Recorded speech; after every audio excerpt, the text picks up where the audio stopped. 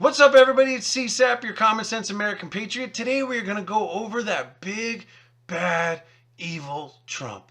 He wants to get rid of the 14th Amendment. How? I don't know. Let's figure it out now. We're going to go over all the facts. We're going to get all the details, and we're going to do this the common sense way with no nonsense. Stick around. I am a real American. If making it easy to be an illegal alien isn't enough, how about offering a reward for being an illegal immigrant? No sane country would do that, right? Guess again. If you break our laws by entering this country without permission and give birth to a child, we reward that child with U.S. citizenship and guarantee of full access to all public and social services this society provides. And that's a lot of services. Wait, that wasn't Trump. No, that wasn't the racist, bigoted Trump. That right there was Senator Harry Reid saying what big old bad Trump is saying right now. So what is the 14th Amendment? The 14th Amendment came about following the Civil War. Congress submitted to the states 3 amendments as part of its Reconstruction program to guarantee equal civil rights and legal rights to black citizens. Section 1 states this: all persons born or naturalized in the United States are subject to the jurisdiction therefore of, are citizens of the United States and the states wherein they reside. That's the key part of Section 1 that this is all about. And that's what Trump wants to use his executive order on, is to change that part of the Constitution. There's a great article from Rose Taylor of Newsright Network, why the 14th Amendment was important. The 14th Amendment was created in order to give black Americans, specifically former slaves, citizenship and to correct the 1858 Dred versus Scott Stanford decision. It also created and extended the Bill of Rights to states and all legal citizens of the United States. So it was re-going over a court case that was already there, and it was granting the black slaves after the Civil War, it was granting them citizenships and their children that were born, because at that time they weren't considered citizens. So I got an article right here from John Eastman in the New York Times, of all places. Subject to the jurisdiction means more than simply being president of the United States. So that's the part of the amendment that's been overlooked and just being said. If you're born in this country, then you're an automatic legal citizen. And that's the part that Trump's going to go after. That wording right there. That is the wording that hasn't been ruled on, and Trump's going to go after that part of the wording. Now I want to get into some facts on this. Center for Immigration Studies has done a big case on a big, huge study, and they say $2.4 billion is being spent on the births alone of illegal aliens. That is just the births, people. That has nothing to do with the Medicare and all the other benefits they are going to get. Just like what Senator Harry Reid said. He's the one that said it. He said it just as well as anybody can say it. It cost an enormous amount of money. $2.4 billion just to be born in this country by illegal aliens. That number skyrockets once you start taking into all the other benefits that they will get from here. How many countries allow what is actually called Jus Soli? 30 of 195 countries in the world allow this. Do what America does, where if you're just born in the country, you get a citizenship. However, that's only 15% of the countries in the world that allow this. Out of those 15%, over 50% of the countries have very strong restrictions on how it works. You don't just get to come over and have a baby and that's it. America is one of the only countries in the world where it works just like that. So how do I think this is all going to play out?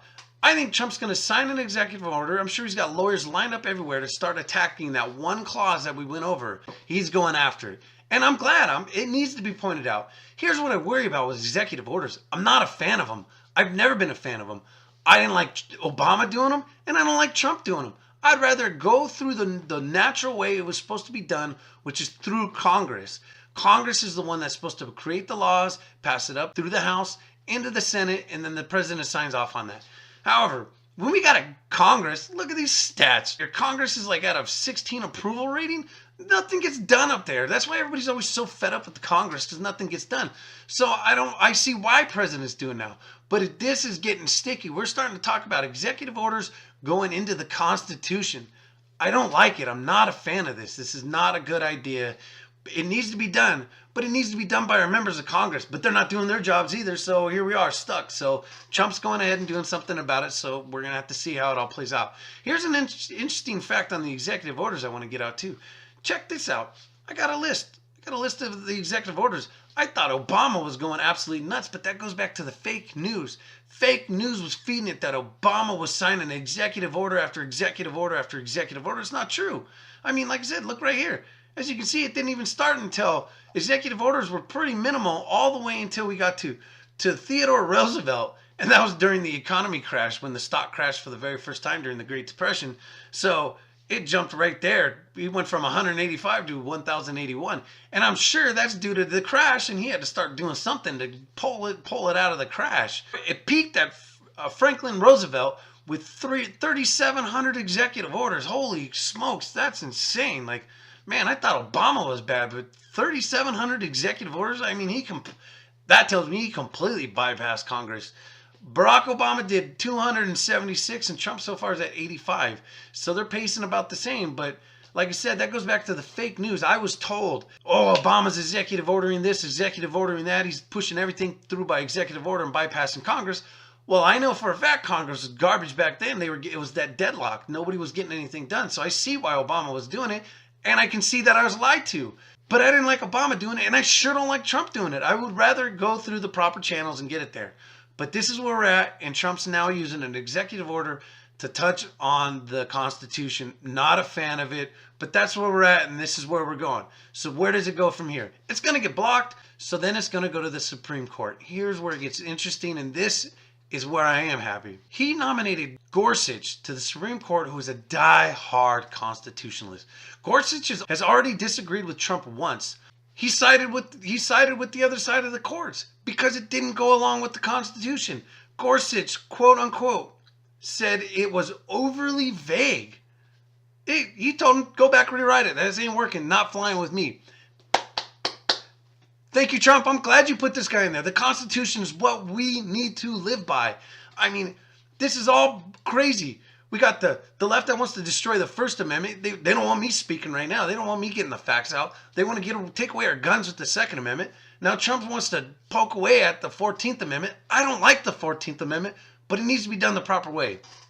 So here's what I think the final conclusion is going to be. Gorsuch is going to be the final deciding factor on this. He's going to look at the Constitution, and he is going to look to see if that quote, subject to the jurisdiction, it's going to come down to that. Is Gorsuch going to agree that subject to the jurisdiction is actually constitutionally right?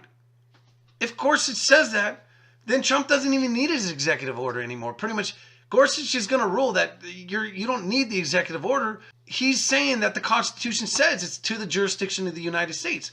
Well, if Gorsuch agrees, he's agreeing with what's already written in the Constitution. So the executive order is going to be null and void. It's not going to matter. Subject to the jurisdiction is the law of the land.